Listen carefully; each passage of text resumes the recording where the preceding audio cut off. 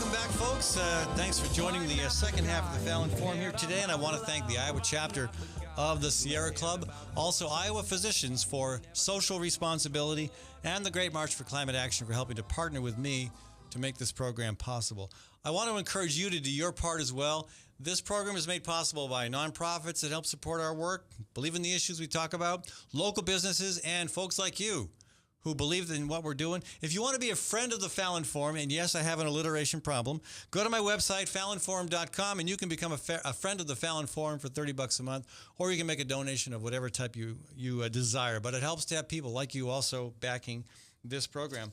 I want to thank the Immigrant Entrepreneur Summit again, and I want to thank Suvana Sadlamavong for joining us the first segment of the show. And remind folks, that's coming up on November 9th, and it's a great opportunity to learn how to grow your business. Or if you haven't started a business yet, to plant your business, to get the idea off the ground.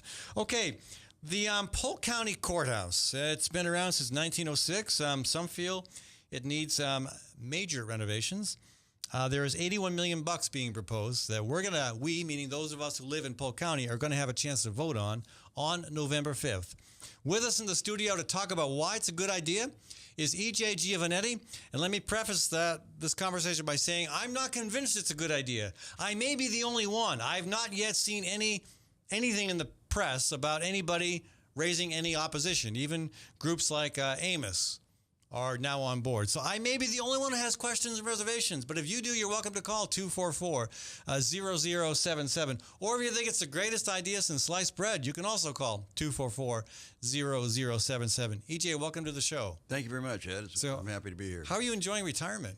Well, I'm really not retired. I went back to the practice of law, but you did. In the last few months, I've been involved in promoting this referendum.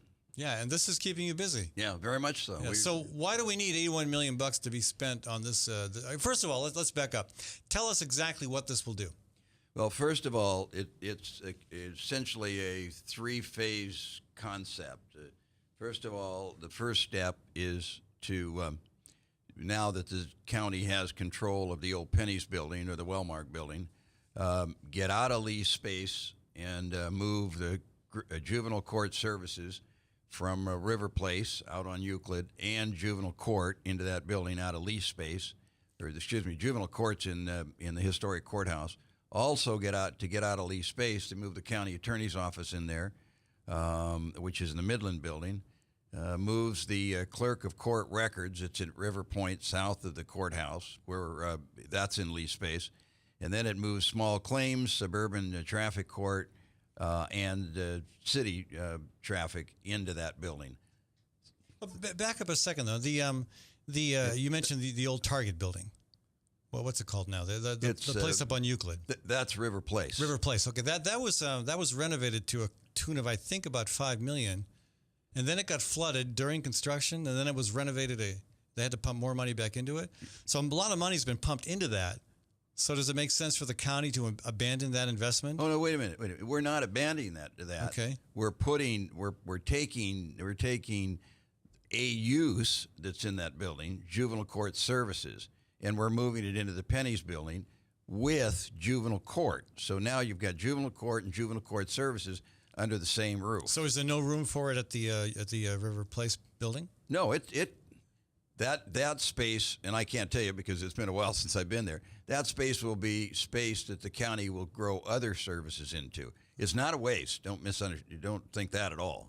All right, so what are some of the other things that the $81 million would go for? Okay, so it renovates the Wellmark building and puts those uses in it. Okay. The second step, which I think is really fascinating, it uses the old main jail, which is immediately west of the courthouse. Right. Takes the top 4 floors off, because they're cells and they have no use, and converts that building to criminal courts. So all criminal courts will go into that building. And then the last step will be the preservation of the historic courthouse, and there you'll have probate court, civil court, jury cases, and family court. And you asked me earlier today, you said, have you been to the courthouse lately? And I said, more often than I would like, between lawsuits filed by Leonard Boswell or being prosecuted by the state for trespassing and the Occupy movement. Yeah, I've been there a lot. I'm going there again this week for something else. But your question, I think, was implying that it's really crowded and busy there, and that's why we need to move some services elsewhere. Is that what I think, Ed, it's really important because when we ran this referendum back in '08, a similar referendum, not this one, obviously, we talked about overcrowding, but I don't think we defined what we meant very well. So let me chat with you about it. That building, as you point out, is 106 years old. It's does not meet any of the fire codes and any of the safety standards of today's market. In addition to that, it mixes people with adverse interest in the hallways and in places around the courthouse. So whether you're in juvenile court or whether you're in family court or small claims court, people are not there mostly because they want to be. So they're in close proximity with accusers, with people they have adverse interest with. It's just not a safe situation. So, I mean, are there safety problems now? Yeah, I mean, have there been confrontations between people on? Yeah, there have. Really? Yeah, I mean, frequently. Yeah, I think pretty regularly. I mean, you have to the point where it's a problem. Yeah, it just makes sense. Just think about it. You got mother and father fighting over custody. They're no longer married, and they're fighting over custody. Their tempers are flaring. They're in not a good situation. You have a situation where you have an accused in a jumpsuit alongside witnesses and in some cases jurors because they can't separate them. But to some extent, one thing we're trying to do in criminal justice is bring people together to try to solve things through mediation. Is it such a bad thing that two people who are on the opposite side of a dispute see each other in the hallway and then maybe think, hey, maybe we can talk this out? Am I just dreaming that up? Well, I think, yeah, I do. Okay. I don't think that's a very realistic approach, to be honest with you. When you've got someone there that's accused of a crime and the person that accused him is standing within a few feet of the accused. Folks, if you'd like to join the conversation, 244-0077, 244-0077. EJ Giovannetti and I discussing the $81 million courthouse renovation and court expansion, essentially. Let's go to John from Des Moines on line 1. John, welcome to the show. Hold on a second. EJ is going to put on his headset. Good to go. John? Okay, well, thanks, Ed, for taking my call, and thank you to your guest for being on the show. I had a couple of questions, or a few anyway. Is it a 60% vote needed, or 50? Yeah, no, it's a 60%. It's a tough climb because it's a bond referendum. Okay, and I've gotten I probably received 7 or 8 postcards about the referendum, and as well just received a robocall, which I'm not very fond of, but just got one of those things tonight. And my question to you is, who's funding this push or this referendum? It's essentially two entities, two parties. One is the Polk County Bar Association, is funding about half. It's half of it. They've been asked to come up with half of the $300,000 that's projected to run the campaign. The other half is the business community, which includes the Downtown Redevelopment Corporation and members of the partnership. Yeah, well, I guess I'm as a citizen has kind of paid some attention to this for a little while. I guess it troubles me along some of the same lines Ed's been mentioning. And I realize that Amos has come out on the other side of this issue, the proponent side.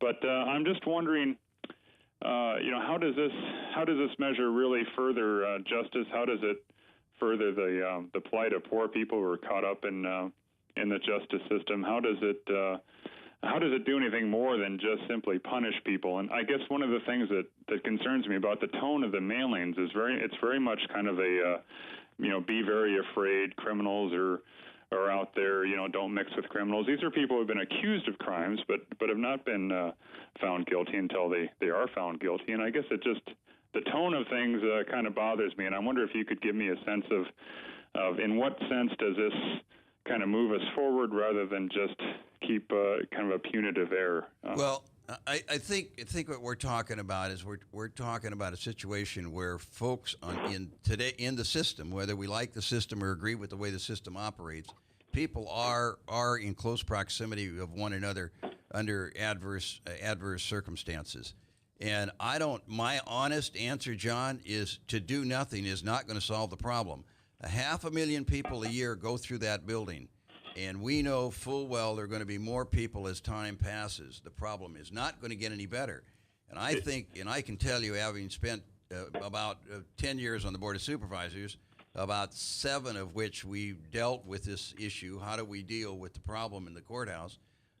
This, in my opinion, is the most cost-effective way to handle it. But we're using existing buildings. We've got the cost down to $81 million, and we've got a plan that I think makes a lot of sense. But EJ, are there? You say there's going to be more traffic, and is that because Polk County's population is growing? Is it because we are becoming more punitive in how we distribute criminal justice? Or are people becoming more badly behaved? Why should we expect that there's going to be more traffic? Well, first of all, the biggest reason is the population's growing. We are growing in Polk County. There's no question about it, and we will continue to grow. And people are going to be arrested for committing crimes, and people are going to be contentious and be involved in civil cases. And so I think what's happened here, Ed, what ends up in these discussions is people talk about a process versus what is a space issue. And I think, and we had this discussion with Amos, and they asked many of the same type of questions. And I think there's a difference. It's a process versus taking care of what we have. Yeah, I mean, I as a member of the legislature for a long time, I can tell you the legislature was constantly increasing the number of crimes. And I couldn't tell that it was making any difference. Say that again? The legislature was increasing the number of crimes? Yes. It was creating crimes, deciding that certain things that never used to be a crime, or that certain crimes that may have existed for a while under one level of sentencing were suddenly deserving of much more punitive sentences. And I mean, but isn't that issue very different from what I'm talking about? Well, if part of the problem, I'm not sure I see the nexus. To be honest with you, the connection is that we're increasing. You could argue that people's behavior isn't getting any worse. In fact, maybe it's getting better. But I mean, look at the sex offender registry. I mean, that's just crazy. What we've done with people who may have committed some offense that is so minor that years ago it would never even be considered an offense. A 17-year-old has sex with his 16-year-old girlfriend. Boom, that guy is on the sex offender registry for life. I mean, that's just one small example. But the mandatory minimum laws. I mean, but isn't that a different issue? I mean, we're talking about a whole bunch of people in a very undesirable circumstances, i.e., being very close to one another and not really liking one another. In the same, I'm not seeing the connection. I'm sorry. Well, I mean, if you've got an issue with that, shouldn't we take that up with the legislature? Good luck. But yeah, I mean, but again, some of the reason we've got that much traffic is because of all the new crimes that we've created or the additional sentences that we've established. I mean, there's a lot more traffic in the courthouse because of what the legislature has done. Okay, then I think you ought to talk to the legislature about that. Yeah, well, I mean, okay, but we've got a problem in front of us that we're trying to solve in a very cost-effective and reasonable manner, and I think that's what this is about. And what do you say to the anti-government crowd? I mean, and there's a little bit of the anti-government person in a lot of folks these days on either side of the political aisle, but you got the folks who are very much against any additional spending, any additional initiatives, and they're just going to naturally go to the polls and say, boom, don't want this, vote no. Well, and if there are people who are not willing to spend a dime or a nickel for any cause, I'm not sure I can change their mind. But what I'm saying is, if you've got a problem, this is the most cost-effective way to solve it. And I'm convinced, and I think there are a lot of other people that are convinced we've got an overcrowding problem that presents safety and security issues that we have to address. And again, if it doesn't get handled this time in this manner, I don't know what's going to. I don't know what the next step is. What I'm trying to say. So, what does the data look like regarding those safety and security issues? What can you show me right now in terms of the problem that justifies this as the solution? Well, I mean, to me, it's pretty obvious. We've got a lot of folks, and I can't tell you how many, but we got a lot of folks from the sheriff's office that are assigned to the courthouse. They're there to make sure people don't hurt one another. And the reason that we have that kind of security is because people are in close proximity to one another. You know, when you start talking about Okay, but that's anecdotal. No, What's the actual? What does the data say? What do we have safety and security issues that are problematic right now that we can document? We can say, okay, we've had this many incidences of this because of this crowding situation. I can't give that. I can't give that to you. I mean, I'm sure if we went to the sheriff, I know they've got those kinds of records. Okay, well. I mean, one of the flyers says the Polk County Courthouse was built in 1906 and is not adequately designed for security and safety needs. That's your point. I mean, the state capitol was built in 1870-something. Right. But it's a different use. It's a different use. It's a different use. But they've addressed, there's been issues with crowding up there as well, a different kind of crowding. Right. And I think that's relevant, Ed. Yeah. I mean, I think I don't agree that those are analogous. Okay, and that may be a bit of a stretch, but again, my point is that sometimes there are ways around those kind of issues without having to spend this much money. But one more question, EJ, is again, some of the flyers say we can't risk letting criminals go free on technicalities. Is that happening now? Are criminals going free on technicalities? I think the risk is there. I can't tell you specifically. One of the problems that I think that alludes to is the preservation of evidence. And I think moving evidence is not stored in the courthouse, it's stored elsewhere, and moving it from one place to another and back and forth in an unprotected situation, I think is a risk that can happen. All right. One final question. There's no opposition to this. In the past... no, sounds like you are. Well, organized. In 2008, there was. Yes. And I know there was in 1996, was it? Because I led that opposition to the new jail, and we did win that one. And this is, again, this is a totally different situation. I'm not going to say that they should be treated with the same analysis, but I guess I'm surprised. What does it say to you that there is no organized opposition? Well, I'd like to think that people are reasonable enough to understand that this is something that has to be done. Now, there are those who are not reasonable enough to understand this has to be done. I get that. But, I think, Ed, I think what is really, really important is the Board of Supervisors went out in 2008, and they had a $132+ million project. And the community said to us, we don't want to spend that kind of money. Mm-hmm. The board listened, in my opinion, very, very closely to their constituents. First of all, they said, get out of lease space. They said, preserve the historic courthouse as a courthouse, not as anything else. Use existing buildings and get the cost down. Mm. So I think this is a really, this is a real sound, reasonable response to A, problem, and B, what I think the community has said to its governance. And again, the money behind this, $300,000. It's a lot of money. That's the budget. Hopefully we won't need to spend that much, but that's the proposed budget. If you don't spend that much, can I get some of it from a climate march? I doubt it. Why? We've got safety needs as well. And I'm sure you do. No, I mean, it is a lot of money, and I get distressed every time I see a campaign costing that much money, $300,000. You said half of that is from the Bar Association. That's correct. Lawyers. Yeah. And the other half from downtown businesses. Well, it's businesses. I don't want to say just downtown. That's not accurate. It's from people throughout the county. Okay. Well, anyway, folks, regardless of how you feel about this issue, you should vote. It will be on the ballot along with a whole bunch of other issues relevant to our local elections. Here in Des Moines, we've got several city council seats on the ballot, 2 in my area, possibly 2 in yours as well. There will be city council and possibly mayor elections in cities all across the state. And in some places, there may be bond issues as well. Certainly, this is a big one in Polk County, and I encourage you to go out and take a look at the I was going to say take a look at the pro and con side, but I guess for con right now it's me, and I'm not. And again, I understand some of the arguments you're making, and I didn't come prepared with all the most compelling talking points on the other side. And again, you made some good points, EJ. So I commend you for taking the time to join us. And I know you're you've got your day job as well. So anytime you get involved with something like this, you got to expect a lot of time. And I appreciate the opportunity. I really do. Thank you. Thank you, folks. Thanks for sticking around for the second half of the program. Thanks to Tally's Restaurant, Bar, and Catering in Beaverdale for helping to sponsor this program. I also want to thank Fighting Burrito. I had supper there last night. You know, I'm figuring out that there's things I can do with that burrito that I didn't even know I could do. You can get a custom-made burrito there for $6.50. It's filling, and I highly recommend it. Also in Ames on 117 Welch Ave. And don't forget Diana's Wedding Cakes in Newton, another one of my sponsors that will supply whatever you need in terms of cakes, cookies, or cupcakes for weddings, receptions, or that sort of thing.